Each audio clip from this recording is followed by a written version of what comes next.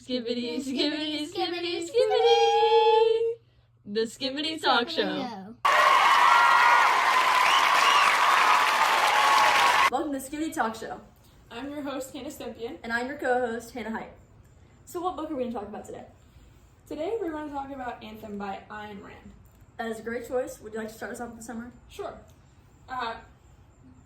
Anthem is a dystopian world in which the main character, Equality, battles the want to be different. He knows that he is destined to have an impact on the world, a world where he isn't a street sweeper. As he continues his life, he meets Liberty, his love interest.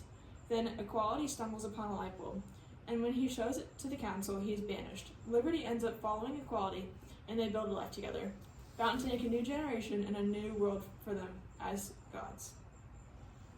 Okay, so the first question we're going to talk about today is, how does this story relate to historical context in which it was written?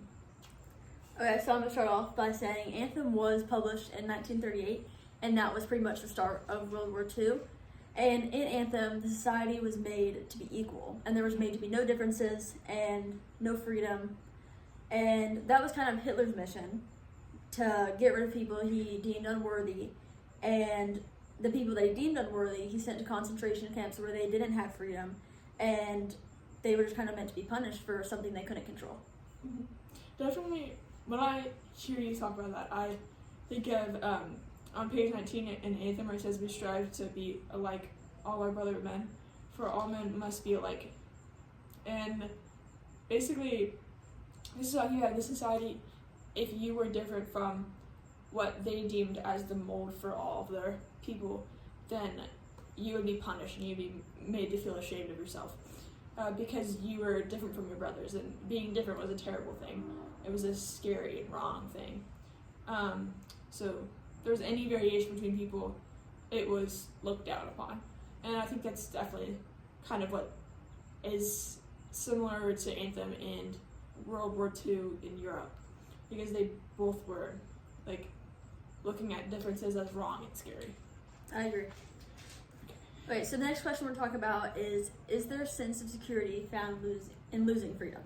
I definitely think there is a sense of security in losing freedom, because you are just like everything else, and you've got a safety net because you don't have to do anything unique or special. And without freedom, you don't have to worry about fitting in, since everyone acts and does the same. Making a mistake or being wrong won't happen, since there is no need to worry about that either. What do you think?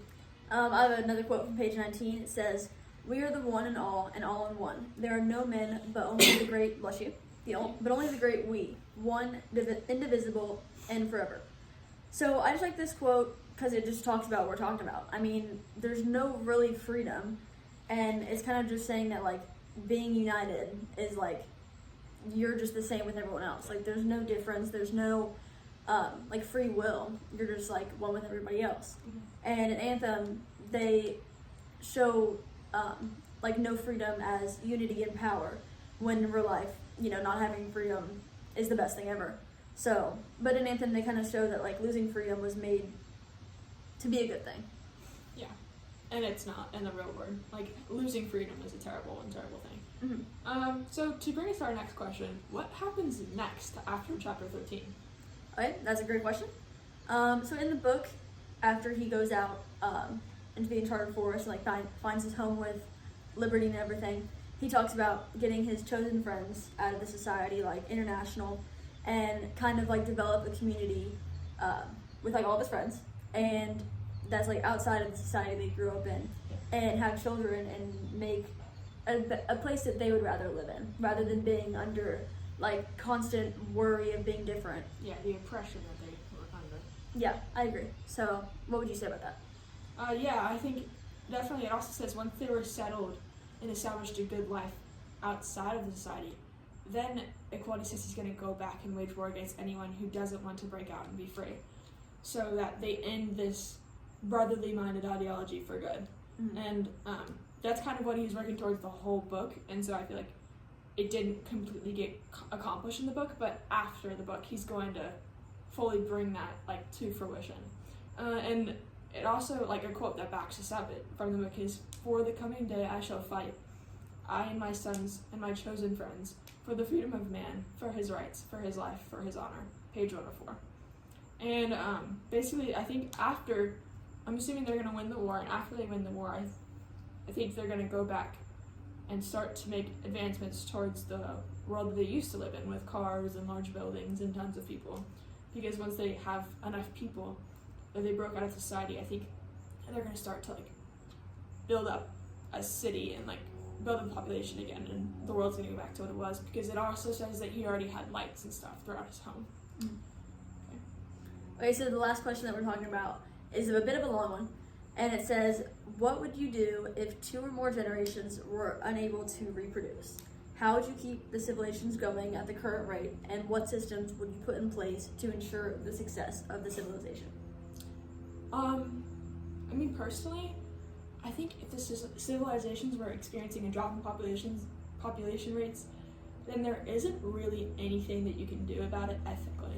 Because, first of all, if 2 entire generations couldn't reproduce, then that is an intervention from God, and I wouldn't want to mess with that. So, I simply would let whatever was going to happen, and the population die off if that's what it comes to. Yeah. Because I mainly think the freedom of all people is more important than their preservation. Like in this case, I don't think it'd be okay to make someone do something if they don't want to do. Especially this, that's like a pretty big thing to ask someone to do, or tell them to do, really, the oppression. Just because it would make like a better population for everyone as a whole. I just don't think that's right. So on page 44 it says, we have been thinking about without reason of the palace of meeting, and we thought that we would not let the golden one be sent to the palace. How to prevent it, how to bar the will of the councils, we know not. But we knew suddenly that we would. So basically that just kind of talks what you talked about, like, it's not right to send someone to do something that they don't want to do.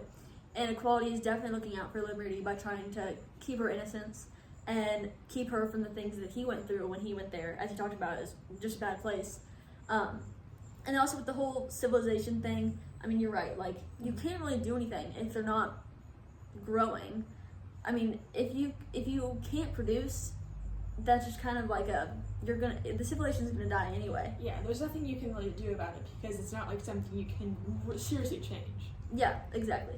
So. Alright, well, thanks so much for talking about this today. Thank This you. has been Anthem by Iron Land, and we'll see you next time. On the Skibidi Talk Show! Skibidi, skibidi, skibidi, skibidi.